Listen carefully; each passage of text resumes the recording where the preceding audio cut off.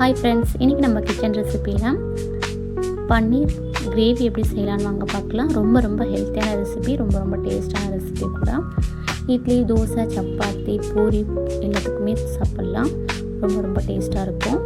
இப்போ ஒரு வானலில் தேவையான அளவு எண்ணெய் சேர்த்துக்கிறேன். எண்ணெய் சேர்த்துட்டு ஒரு 10 முந்திரி பருப்பு சேர்த்துக்கிறேன்.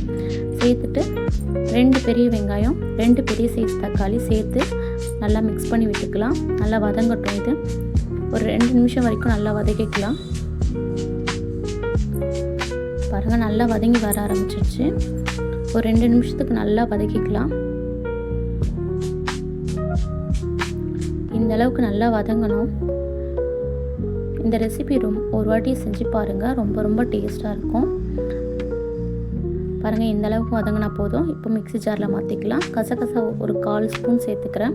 சேர்த்துட்டு இப்போ வதக்கி வச்சதான் வெங்காயம், தக்காளி எல்லாத்தையும் சேர்த்துட்டு இது ஆறினதுக்கப்புறம் நல்லா கொஞ்சம் தண்ணி சேர்த்து நல்லா அரைச்சி எடுத்துக்கலாம்.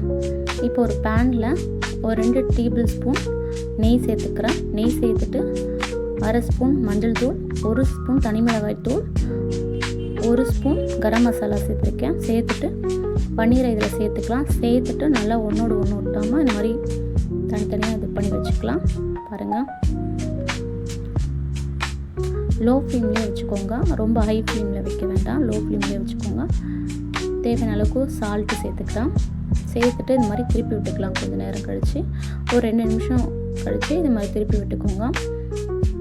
இந்த மசாலா எல்லா இடத்துலையும் படுற மாதிரி நல்லா திருப்பி விட்டுக்கலாம்.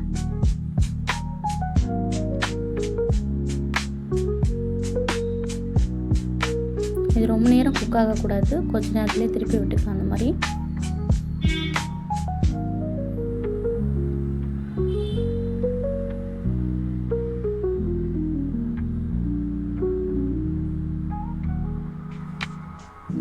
மசாலா கருகிடக்கூடாது. லோ ஃப்ளேம்லேயே வச்சு இது மாதிரி ஒன்று ஒன்றா திருப்பி விட்டுக்கோங்க.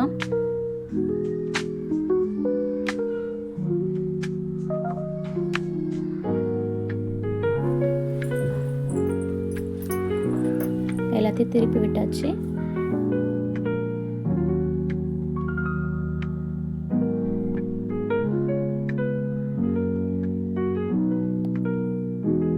பாருங்கள், எல்லாத்தையும் திருப்பி விட்டுட்டேன். இப்போ இது ஒரு 2 நிமிஷம் வரைக்கும் நல்லா குக் ஆகட்டும்.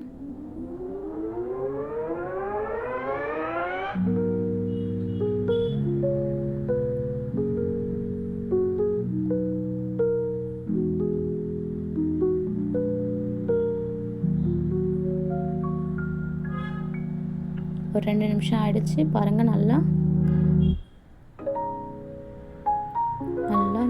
ப்ரௌன் கலரில் ஆகிடுச்சு. இப்போ நம்ம எடுத்து வேறு ஒரு பிளேட்டில் மாற்றிக்கலாம். இதை பாருங்கள், இந்த அளவுக்கு நல்லா 2 பக்கமும் திருப்பி விட்டுக்கணும்.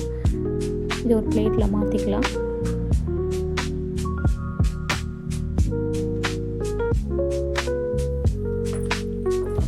இப்போ ஒரு வானலில் தேவையான அளவு எண்ணெய் சேர்த்துக்கலாம். பட்டை, லவங்கலாம் எல்லாத்தையும் சேர்த்துக்கலாம். சேர்த்துட்டு பொடியாக கட் பண்ணி வச்சுருந்தா 2 வெங்காயம் சேர்த்துக்கிறேன். சேர்த்துட்டு நல்லா வதக்கிக்கலாம். அதை நல்லா வதங்கி வரட்டும்.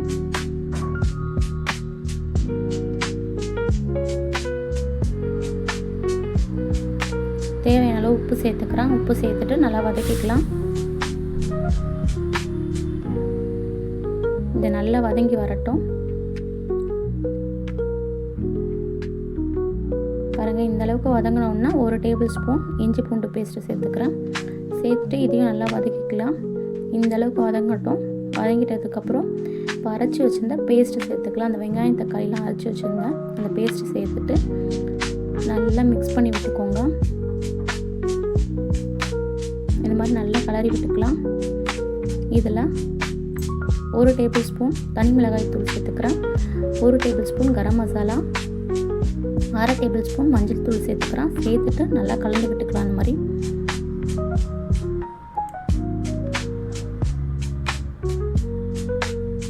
உங்களுக்கு எந்த அளவுக்கு காரம் வேணுமோ அதுக்கேற்ற மாதிரி மசாலா சேர்த்துக்கோங்க. சேர்த்துட்டு இது மாதிரி கலந்து விட்டுக்கோங்க. இது நல்லா எண்ணெய் பிரிஞ்சு வர அளவுக்கு நல்லா கொதித்து வரட்டும். மூடி போட்டு நல்லா கொதிக்க விடுங்க. கொதிச்சதுக்கப்புறம் கொஞ்சமாக தண்ணி சேர்த்துக்கிறேன். கொஞ்சமாக தான் தண்ணி சேர்த்துருக்கேன். தண்ணி சேர்த்துட்டு நல்லா கலந்து விட்டுடலாம். இது நல்லா கொதித்து வரட்டும். நல்லா எண்ணெய் பிரிகிற அளவுக்கு கொதித்து வந்ததுக்கப்புறம் பாருங்கள், இந்த அளவுக்கு நல்லா எண்ணெய் பிரிஞ்சு வந்திருக்கணும்.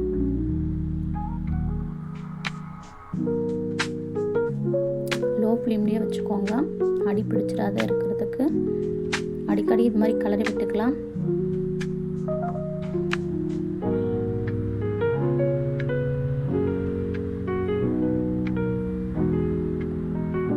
இதில் 1 டேபிள் ஸ்பூன் நாட்டு சர்க்கரை சேர்த்துக்கிறேன்.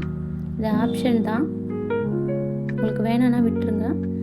இது நாட்டு சர்க்கரை சேர்க்கறதுனால காரம் எல்லாத்தையும் பேலன்ஸ் பண்ணும். அதுக்காக நான் நாட்டு சர்க்கரை சேர்த்துக்கிறேன். வெல்லம் இருந்தாலும் வெல்லம் 1 ஸ்பூன் சேர்த்துக்கலாம். சேர்த்துட்டு நல்லா மிக்ஸ் பண்ணி விட்டுருங்க. இதை மூடி போட்டு மூடி வைக்கிறேன். ஒரு 2 நிமிஷம் வரைக்கும் நல்லா கொதித்து வரட்டும். நல்லா எண்ணெய் பிரிஞ்சு வந்துடும். பாருங்கள், 2 நிமிஷம் ஆயிடுச்சு. நல்லா எண்ணெய் பிரிஞ்சு ஓரம் வந்துடுச்சு. இப்போது இந்த பன்னீர் எல்லாத்தையும் இதில் சேர்த்துக்கலாம். பாருங்கள், இதில் பன்னீர் எல்லாத்தையும் சேர்த்துக்கிறேன். சேர்த்துட்டு கலந்து விட்டுக்கோங்க. பன்னீர் சேர்த்துட்டு ரொம்ப நேரம் கொதிக்கக்கூடாது. ஒரு 1 நிமிஷம் 2 நிமிஷம் வரைக்கும் நல்லா இது பண்ணிக்கலாம். பாருங்கள், இந்த அளவுக்கு கிரேவி, இந்த அளவுக்கு திக்னஸ் எல்லாமே இருக்கணும். ரொம்ப தண்ணியாகவும் இருக்கக்கூடாது, ரொம்ப கெட்டியாகவும் இருக்கக்கூடாது. நல்லா கொதித்து வந்துடுச்சு. பாருங்கள், எண்ணெய் பிரிஞ்சு வந்துடுச்சு. இந்த ஸ்டேஜில் அடுப்பு ஆஃப் பண்ணிக்கலாம். அவ்வளோதாங்க, பன்னீர் கிரேவி ரெடி ஆகிடுச்சு. ரொம்ப ரொம்ப டேஸ்ட்டாக இருக்கும். இந்த ரெசிபி செஞ்சு பாருங்கள். செஞ்சு பார்த்துட்டு கமெண்ட் பண்ணுங்கள். இந்த வீடியோ உங்களுக்கு பிடிச்சிருந்தா லைக் பண்ணுங்கள், ஷேர் பண்ணுங்கள், சப்ஸ்கிரைப் பண்ணிக்கோங்க. சப்ஸ்கிரைப் பண்ணால் நெக்ஸ்ட் வீடியோவில் உங்களுக்கு அப்டேட் ஆகும்.